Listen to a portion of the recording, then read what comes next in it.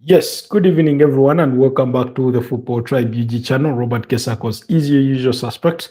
Welcome back to yet another live broadcast on your favorite football updates channel. It's a pleasure to be back. Um, it's a pleasure to be back on this beautiful Friday night slash evening to once again bring you the latest from the world of football, from the world of AFCON and things in that regard. So indulge me as we go through this special edition of the broadcast together. But as we ready ourselves for that, allow me do the necessary checks and balances to make sure our set is good to go. Plenty of things happened. Apologies for yesterday. We did miss all our broadcasts. I had communicated prior that we wouldn't make it for the morning broadcast, but while I'd hoped that I'd make it for the evening broadcast, I was a little too tired to make it for that. But for those of you that made it in the morning, thank you so much for having been part of that broadcast, which turned out to be a little bit controversial because I did share some views that somebody did not agree with. And I mean, no pun intended, no pun intended. It is the nature of debate. It is the nature of views and opinions. It's always like that. So yeah, we'll be talking about Africa Cup of Nations 2025, with Senegal having advanced as predicted to the semi-finals of the 2025 edition of the Africa Cup of Nations. Looks like Pape Theo is doing quite immaculately well to fit the profile of his predecessor in Aliou Cisse, who was in charge of that team. Congratulations to the Republic of Senegal for the huge win against Mali. All the love to the amazing Senegal. See you in the semis. Indeed, see them in the semis. I think they will face off with whoever goes through between Egypt and Ivory Coast. Yeah, for their semi-final engagements. But yeah, a beautiful game of football there. I could only catch. It was yet another game for which Mali had to play with the man less because Yuvis Bissouma got himself sent off with the direct red card at the tail end of the first stanza. And as unfortunate as that may sound, it is the fact. It is what happened. And I mean, you can't keep living like that. You can't keep leading like that in a sporting way, because it sort of drains you. It drains you a lot. We've seen that time and again with teams that have suffered perhaps consecutive red cards.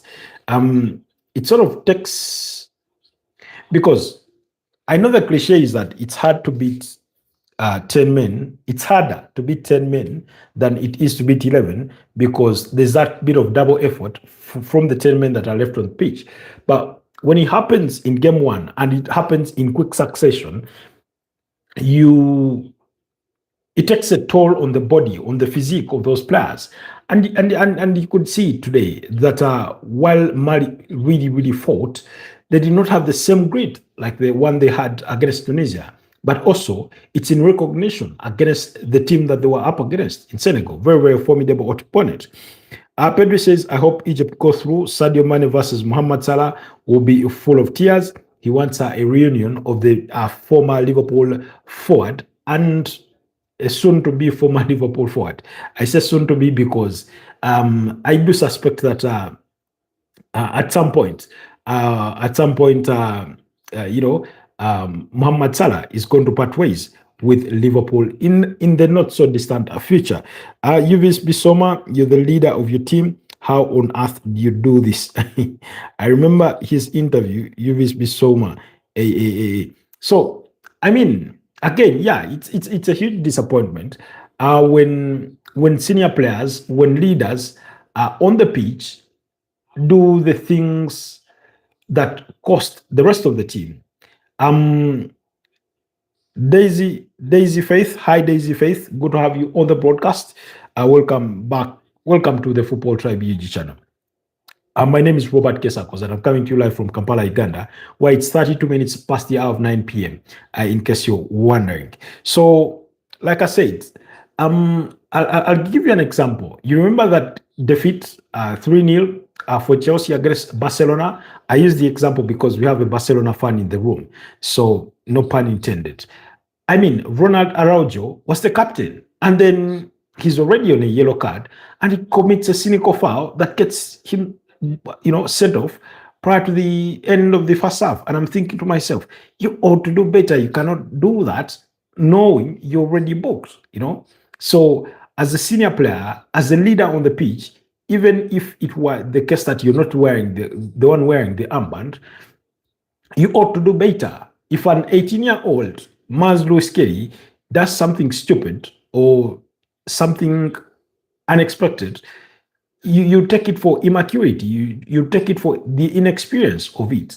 But when it's a senior player doing that, you can't help it think that you are costing your team. You can't help it think that they've let down the team.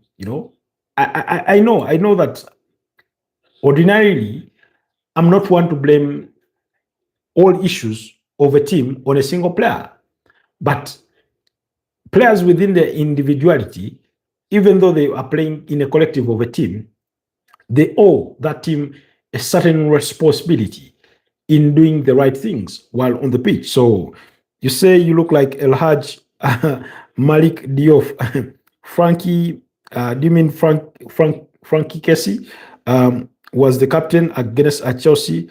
Frankie de Jong was the captain against Chelsea.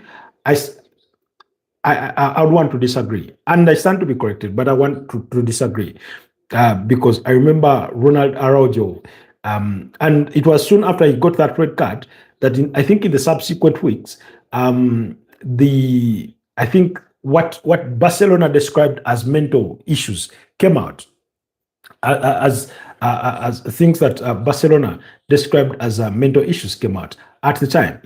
But yeah, I mean, at the end of the day, we expect a better from some of these players when it comes to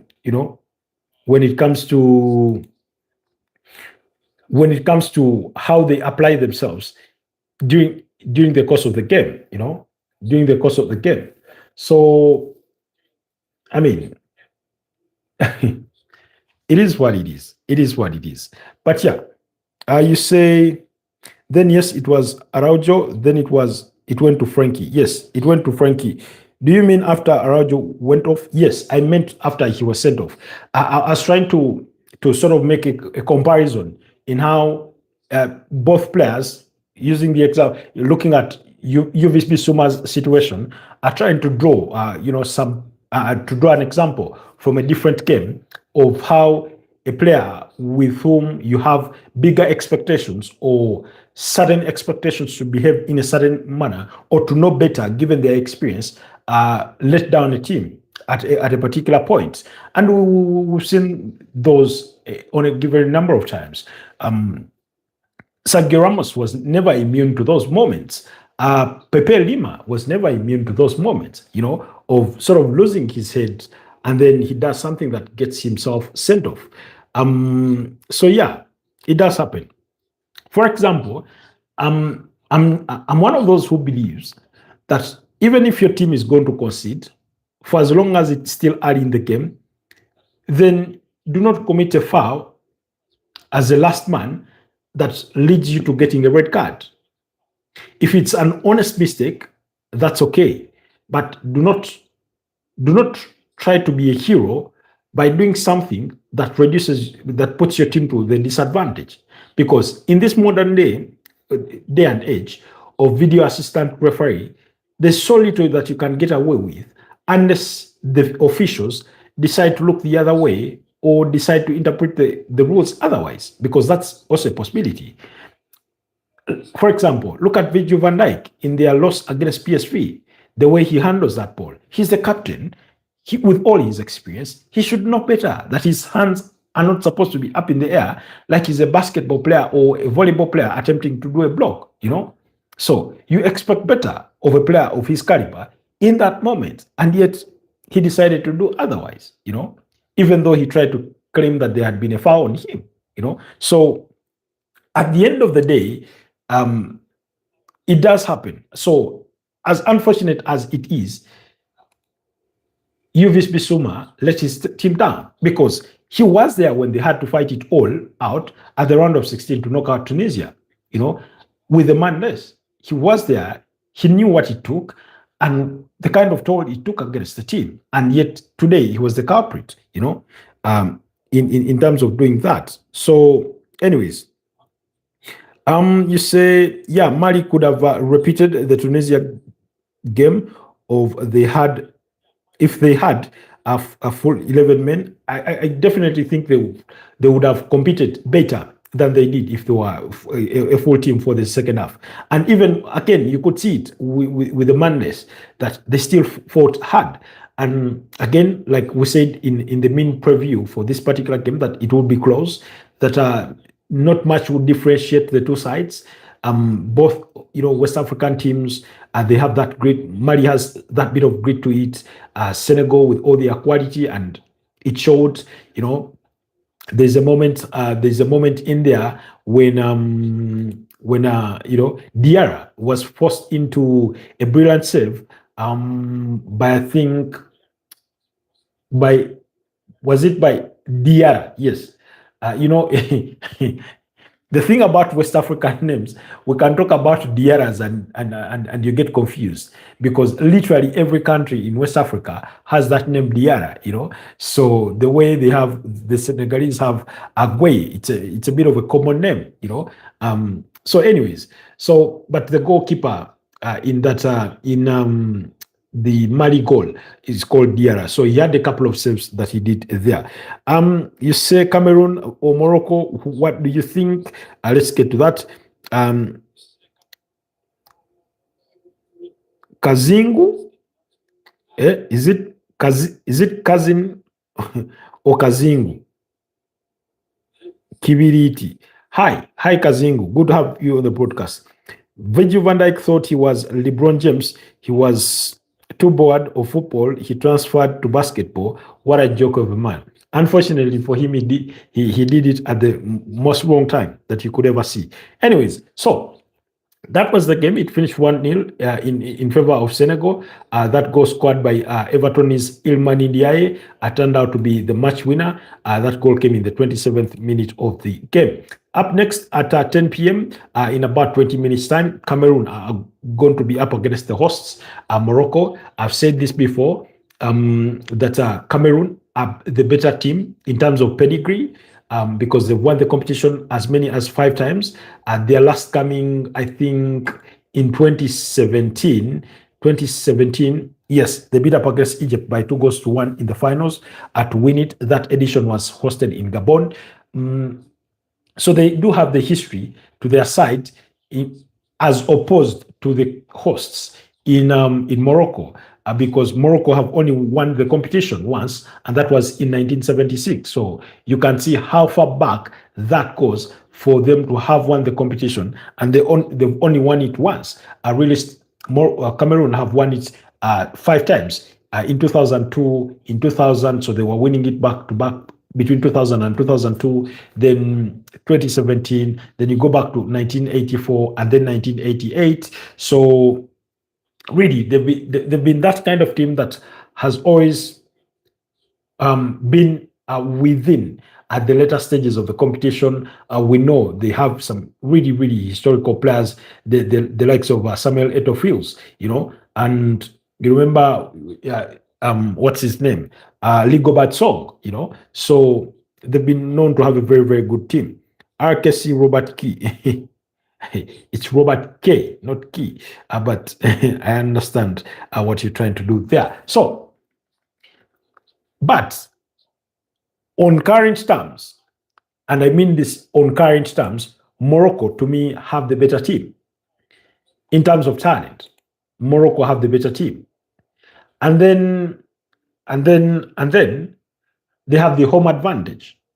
And I said this that in my predictions, in my predictions that I fancy Morocco to go through. It will be a difficult game, but I fancy Morocco to go through. And I said fancying Morocco to go through is a little bit more wishful than it is objective entirely.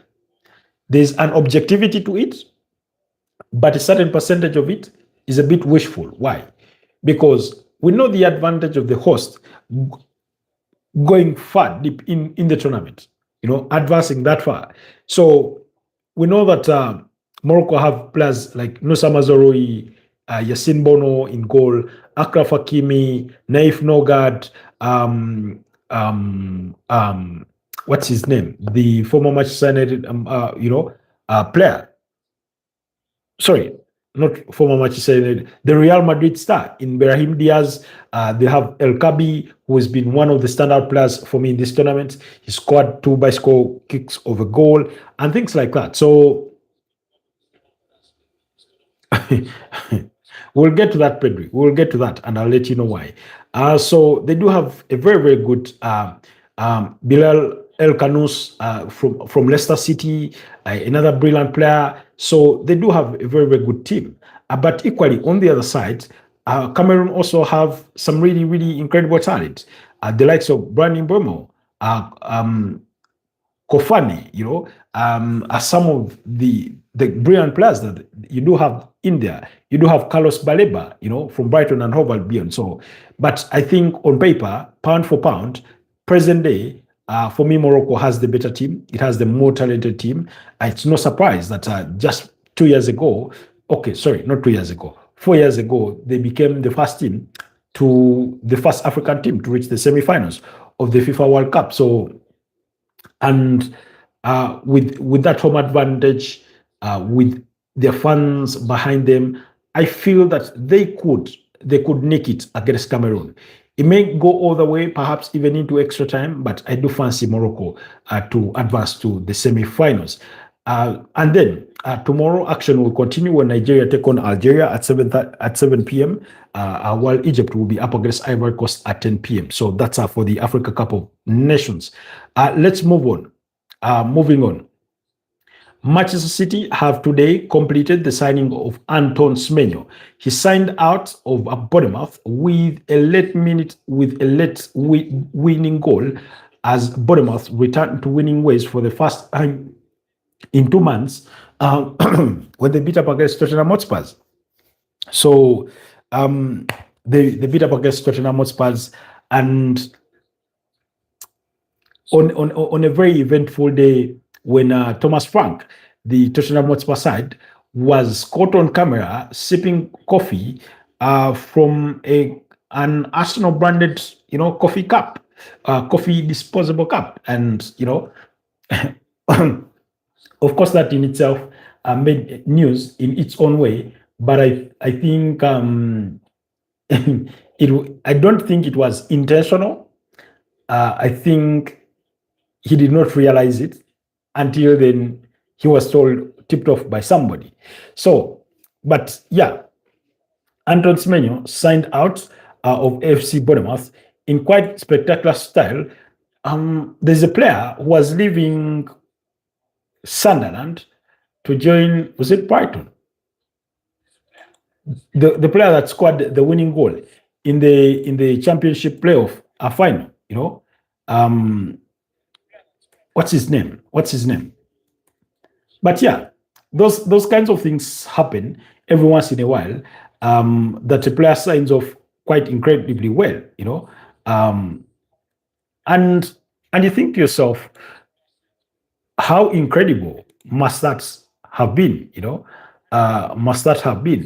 And for Anton Semenyo, it was the dream sign out, because while he was taking his personal tally to 10 Premier League goals, he was helping.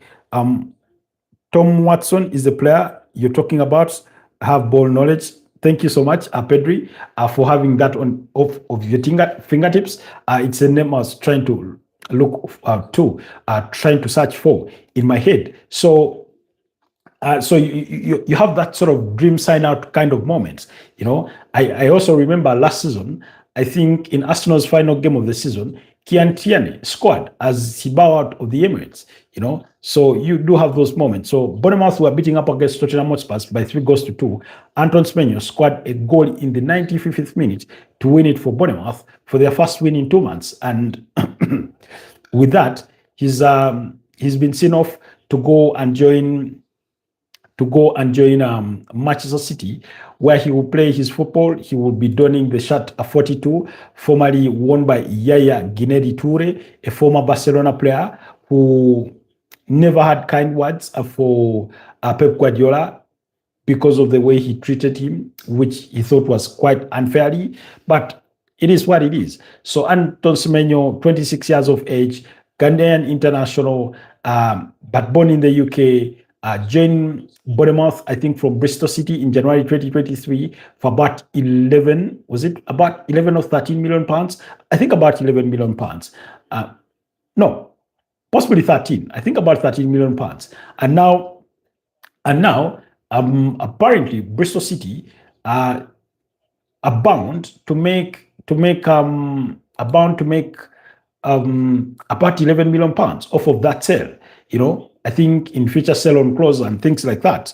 So yeah, it's first of all, it's a good move for Anton Semenyo.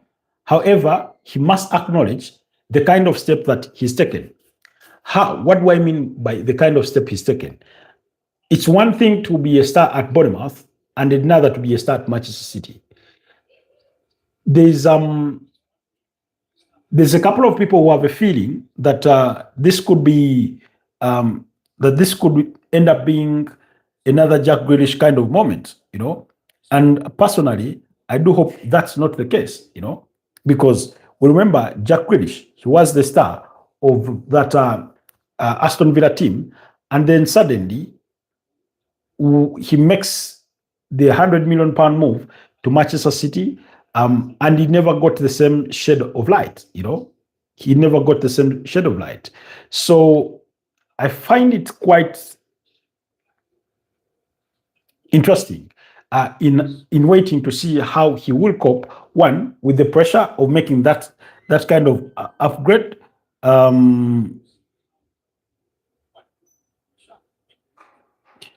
find it quite interesting to wait and see how he's going to deal with that sort of level of pressure. One, he must know that he's not going to be the star of the team at Manchester City, because Manchester City already has its own stars. In a way, it's a bit of a collection of stars. You have Ryan Cherki, who is sort of taken the Premier League a little bit by surprise, not by view of his quality, but how quickly he's adapted to it. And he's looked impressive, I think he is number 2 in the most assist providers in the Premier League, behind Bruno Fernandes of Manchester United with 7 assists. Bruno has 8. So he's taken the Premier League a little bit by storm, and now he's one of the stars at Manchester City. Last season, for the second part of the season, Omar Mamouche, the Egyptian international, was the star of that team. But Erling Haaland, 20 Premier League goals already after only 21 Premier League games played.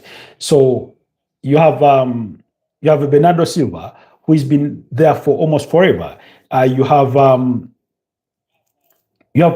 Jeremy Doku in there, So you have a Phil Foden, who has sort of regained the kind of form he had in the 2022-2023 Premier League season. So how he fits into all that mold, I wait to see, because at Bournemouth, he was the star of the team, arguably the lead of that team, by example, by what he did, ahead of the likes of Justin Kluivert, ahead of the likes of Evan Nilsson, ahead of the likes of David Brooks, and all the others, Adams in that sort of team. He was ahead of them. So I want to wait and see how he does cope with everything that comes with that kind of move, with that sort of leap forward in terms of joining a big team, or a team as big as Manchester City, because the demands of Manchester City are to win titles. Whereas for Bournemouth, it's about survival and then finish in the best place possible on the Premier League table, which equates to more finances to the team. And he's become Bournemouth's record sale at a total fee of about £64 million. It's a £62.5 million guaranteed fees plus £1.5 million in expected add-ons.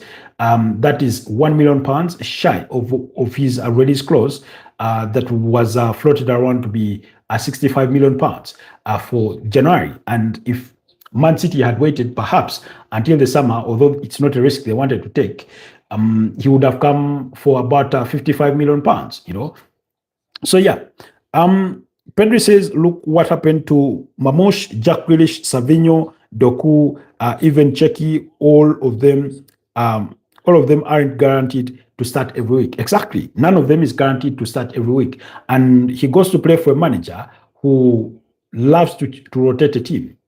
He may not rotate the entirety of the team, but Pep Guardiola is the kind of manager who, in recent times, has reminded me a little bit of Rafa Benitez at Liverpool.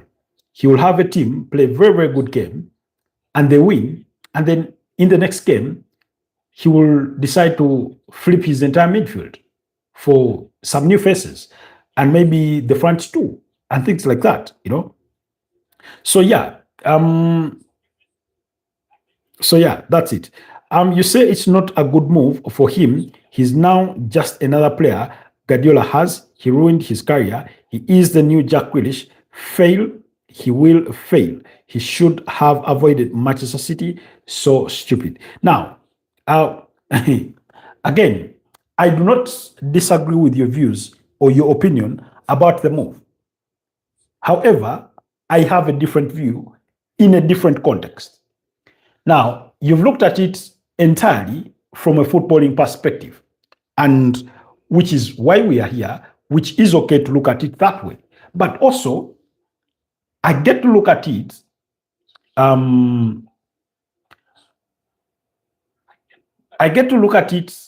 in the sense also on the financial side of it. One, it makes financial sense for Bournemouth. Two, it makes financial sense for Anton Semenyo quite significantly. And the other part is the possibility of winning silverware, because whether he is a key element in them winning silverware or he's a component of that, at the end of the day, you have a medal, So there's that element to it. So finances on his part, two, and the possibility of winning silverware. So let's give an example.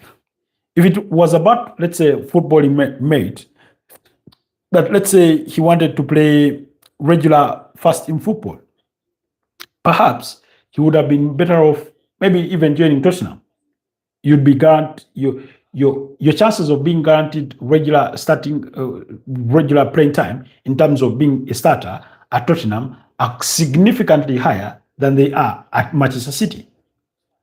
Maybe he would have taken a bet on himself to go to Liverpool, but Liverpool themselves do have their own stars, and that's a a component there. So really, I'd want to think. I look at it in that sense or in that perspective that it's a good move for him. But like I said, you and I can agree that he won't be the star of the team. He won't get as regular playing time, as perhaps he may want to believe. Come on, Semenyo, if you want money, just tell us. Go to Saudi. At this point, I need players to focus on football, not money or girls. Focus on the pitch and people know your name. Do not prioritize money. Now, Pedri, as hard as we would want to, escape away from that debate of money, it remains a factor. Why? Because of our different backgrounds, because of where we find ourselves as a people in the financial perspective of it. I know a lot of players have made moves both with choice or love for particular clubs, but also with money as a huge motivator. You remember, when was it? I think we have to go back to 2011. Was it 2011? No, I think slightly prior to that. Maybe 2010, 2011. One Manuel Mata joining Chelsea. He had almost joined Arsenal, but Arsene Wenger disagreed on what they were willing to pay him, what he wanted, and what Arsenal were offering in terms of wages. The other player was Wilfred Bony. You remember when he was at Swansea, the Ivory Coast international? He had had a very successful season, and I think he was due for a move. Man City wanted him, Arsenal wanted him, but Manchester City offered more money, so he chose Manchester City. So, and I'm sure there's so many other examples that, you know, Ruben Neves, when he was leaving Wolverhampton Wanderers, there were a plethora of Premier League teams that were willing to sign him. But he said, when I make this move, a lot of you think I'm still young, but it sorts my future financially.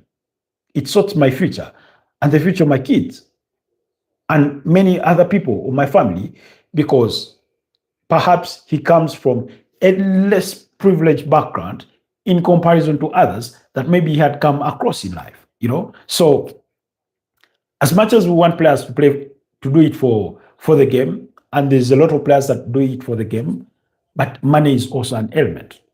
Money is also an element. Emiliano Martinez joining Arsenal. Eden Hazard joining Chelsea, you know.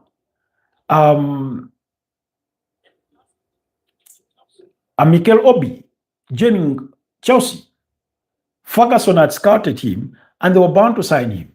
And Chelsea came in with a better offer, you know. So it does happen, unfortunately. Of course, every now and then you still have those outliers who will say that, for me, it doesn't matter if, you know, if Juventus is willing to give me twice the money, if Real Madrid is giving me 20% extra the money, I want to go to Barcelona. And that's it for me. That's the dream move for me. They will go there, you know. The Robert Lewandowskis of this world, you know. So the way Brandon Bomo joined Manchester United from Brentford, there's a lot of other Premier League clubs that wanted to sign him. Newcastle, Chelsea had been mentioned in the conversation with Arsenal, but he chose Manchester United because at heart, that's the club he loved. But also, they offered good money. It was a factor. So it is what it is. It is what it is. So Antoine Semenyo does join Manchester City, and yeah, it's a done deal. Speaking about the move, I think this was from Pep Guardiola. He said, we've been following Semenyo for a long time. He can play on both sides. That is right, left, uses both legs unbelievably, and at striker, and as a striker as well, he can play with his pace. Many clubs wanted him and he decided to join us. So only I can say thanks to him.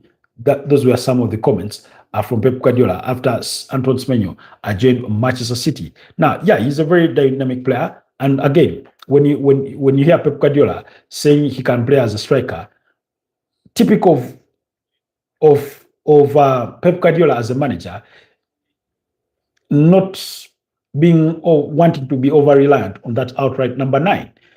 We remember Omar Mamosh when he came in. I thought he was going to be playing on the flanks, and he put him centrally, and he scored the goals. So I wouldn't be surprised if on a match day you have a Jeremy Doku, you have a Ryan Cherki with Antoine Semenyo playing as a false 9. It can happen, you know. So we'll just have to wait and see. But congratulations to him for making that move. Also, this is from Antoine Semenyo after signing as a new Manchester City player. He said, it was my first number. On why he was saying on why he chose 42. He said it was my first number at Bristol City when I first signed, and that's always stuck with me. It was either 42 or 24, and 24 wasn't available, so I went back to my first number. Pedro, why do you ask? Do you want to offer me some chane?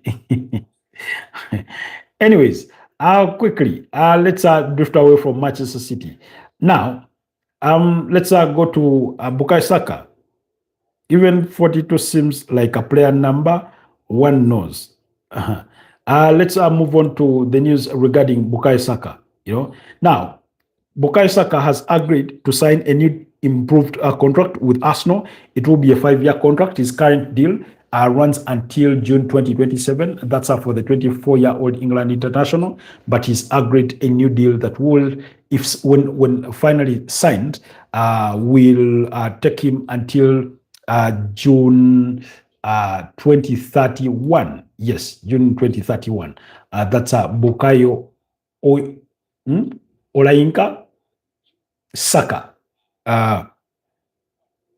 Bukayo Saka leave Arsenal. Leave Arsenal and go where? So he's agreed that deal. It's done. 5 years are done for Bukayo Saka. Pedro, where do you want him to go after leaving Arsenal? It's not like Barcelona have come calling. It's not like Real Madrid have put money on the table. It's not like Manchester United was really, really appreciate him. They've never made a bid, nor have Chelsea. And I know all those clubs to have a special liking for Bukayo Saka.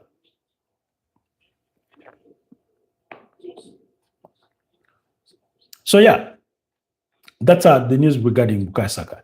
Now, about Marc Guehi, I know Pedro, you had a comment earlier on about Marc Guehi saying, no, Manchester City are signing Marc Guehi and not Arsenal. Now, Manchester City are interested in signing the Crystal Palace captain, but Arsenal are also interested. Now, this was revealed yesterday by David Austin, who said Arsenal retain long-held Marc Guehi interest, most likely as a summer option. Arsenal discussing Crystal Palace defender, plus in touch with the 25-year-old is camp. Liverpool also want the England international at the end of the season. Manchester City keen immediately. That's according to The Athletic, as first reported by John Cross of Mirror. Now, it would not be a transfer window, a complete transfer window, if Arsenal had not been linked with any defender whatsoever. Two, I started hearing the Arsenal's interest in Marc Guehi rumors last summer, and at first I dismissed them, wondering where would he play if they signed him. Wondering where would he play if they signed him, and because for a club that has William Saliba, Gabriel Magalhaes, if you're Marc Guehi, you must be asking, where am I going to play regularly? Because I want to be in the England national team. I want things to be this and that, So I don't know if, yes, Arsenal may be interested, but it does feel like it would be really, really hard for Arsenal to convince him to join them. But when they take it they push it to the summer, then I see it.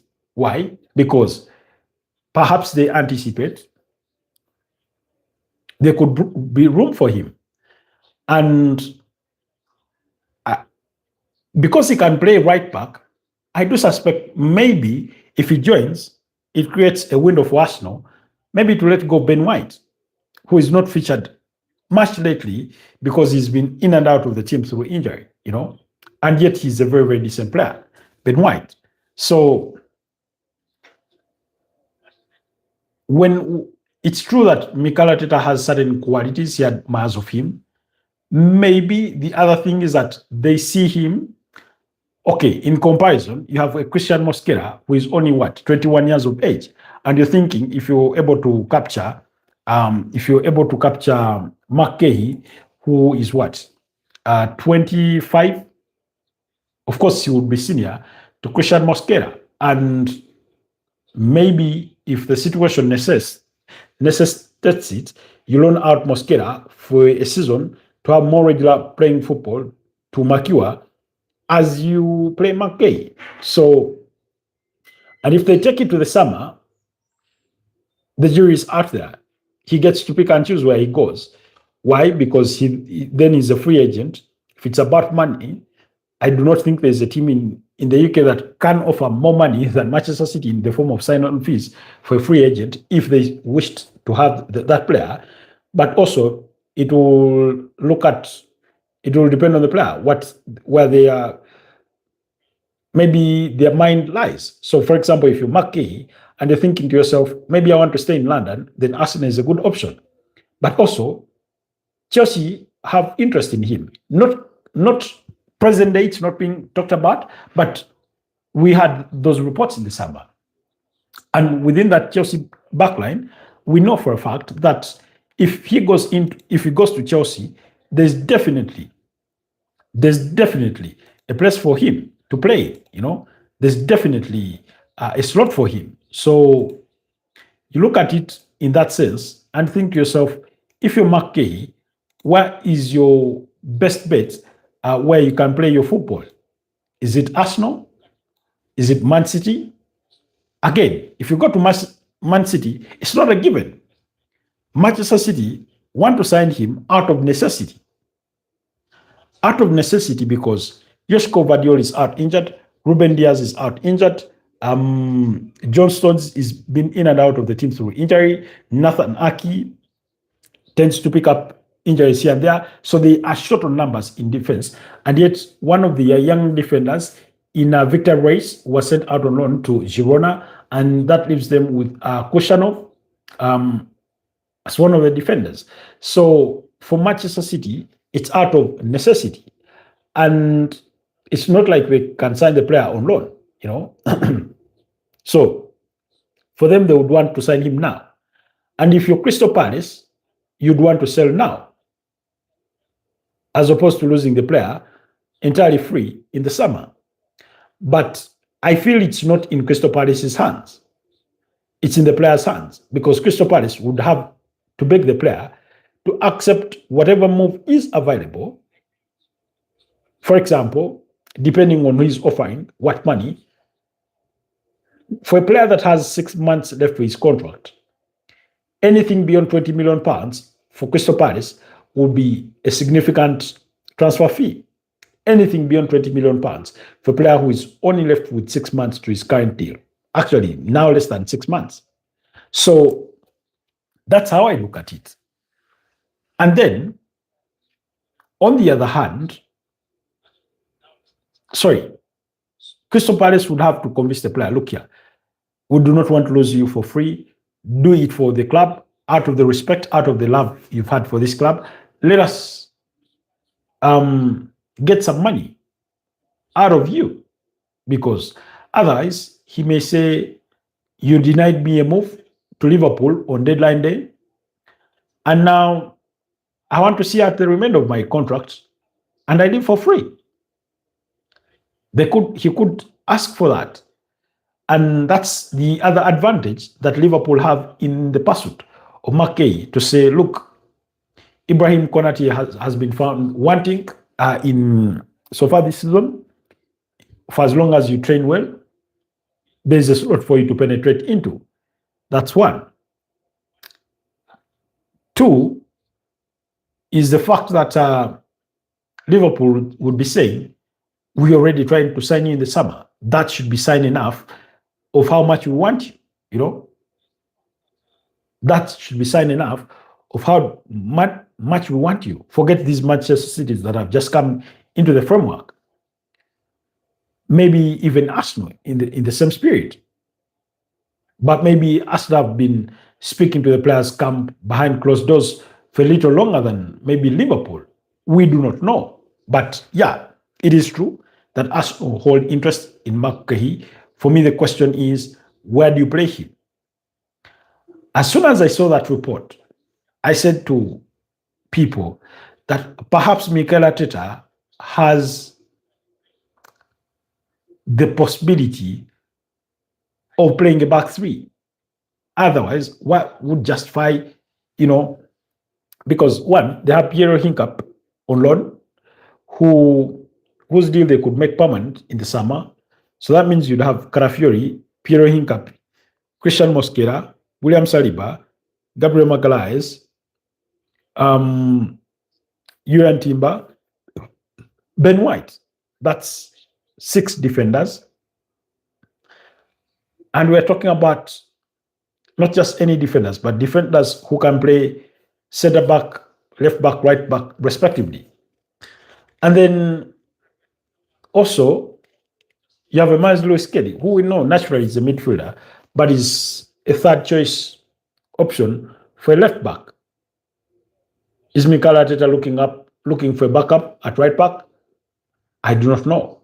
Because like I said, for me, if Arsenal are serious about Marc Guehi, then possibly Ben White is let go of, So that would be the expectation. Meanwhile, the game between Morocco and Cameroon has already kicked off.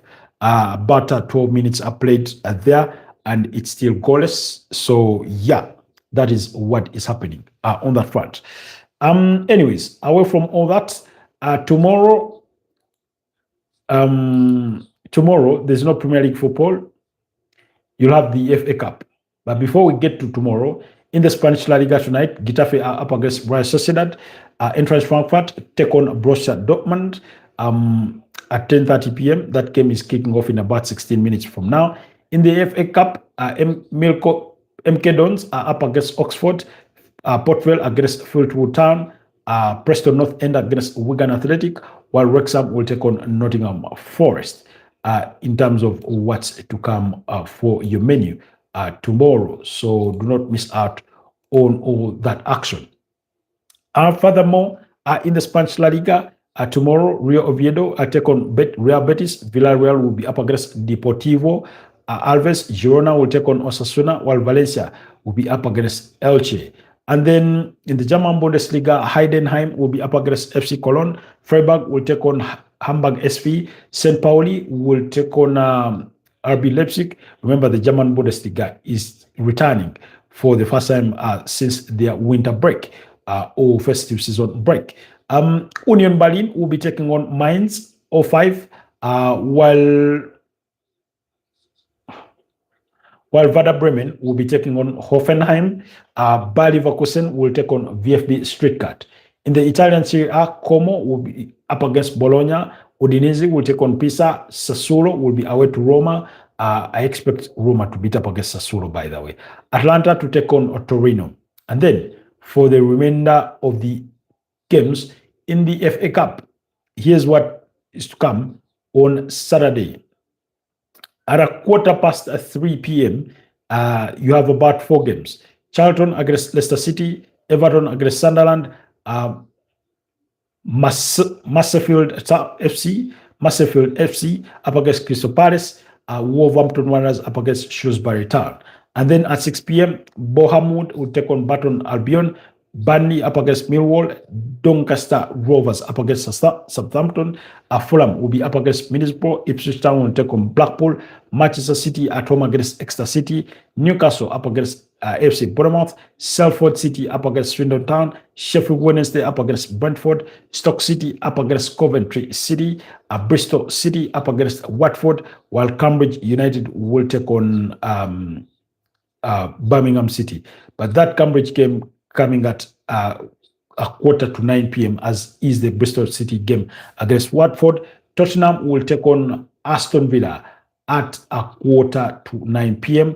while Charlton Athletic will be up against Chelsea at 11 p.m.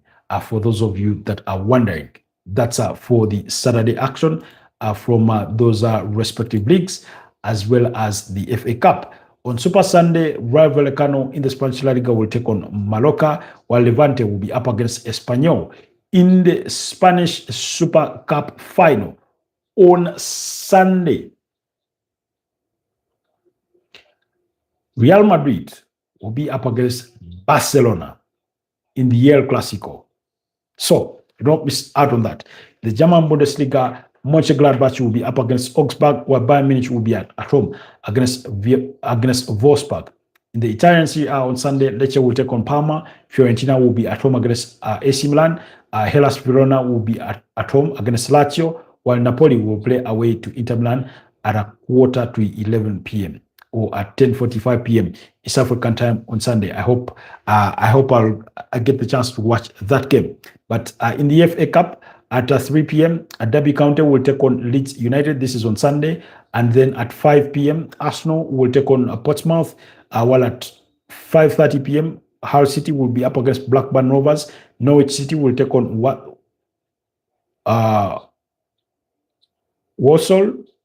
And then Sheffield United will be up against Mansfield Town. Swansea will be up against West Bromwich Albion, while Queen's Park Rangers will play away to West Ham. Manchester United at 7:30 p.m. will be up against Brighton and Hove Albion. So do not miss out on all that action. Guys, why don't you allow me wrap it up here? And I wish you a blessed rest of the evening. Go enjoy that game between Cameroon and Morocco in the quarterfinals of the Africa Cup of Nations. It's been a pleasure doing this with you. Thank you so much, Pedri. Thank you so much. Sorry, what was her name? I'm trying to Daisy, and every single one of you that managed to be part of today's broadcast. To our new subscribers, we say thank you for always choosing to be for choosing to join the Football Tribe UG community.